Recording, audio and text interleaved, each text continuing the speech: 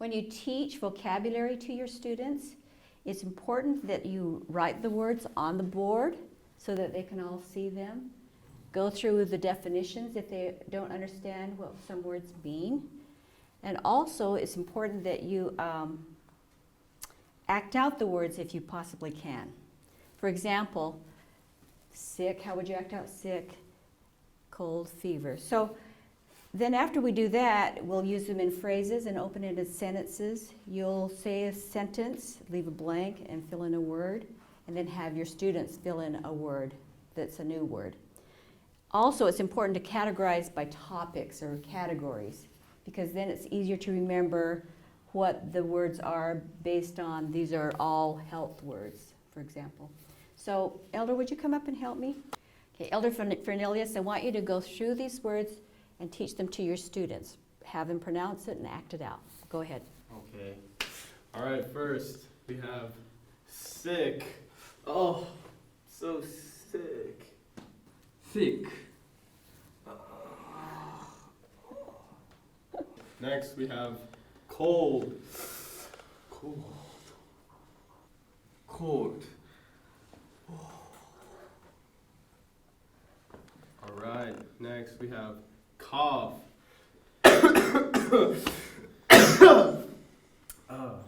Cough.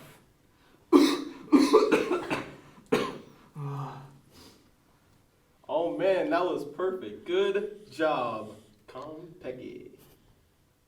Okay, good. Now let's review what we just did, okay? So remember that when you teach vocabulary, write the words on the board, then go through the words and listen for correct pronunciation, like you did. Also, if they don't understand what the word means, go through the meaning of the word, right?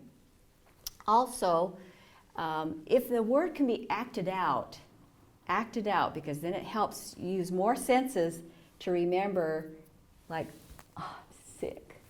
It helps you to remember the word better, all right? Then we'll use them in phrases. So let's try using them in phrases now, okay? So I'm going to have you read this. You put in a word, and then he will repeat the sentence with the word that you used, and then try to think of another word to use besides that word. So I'll give you that. All right. And maybe I can give you a copy too, so that you can see what he's reading. Okay? All right, you ready? Yeah. All right. I cannot come to work because I am sick. I cannot come to work because I am sick. Man, that was perfect. Good. All right. So what's another word that you could put in there other than work? I cannot come to swimming because I am sick. Yeah. Good job. That was good.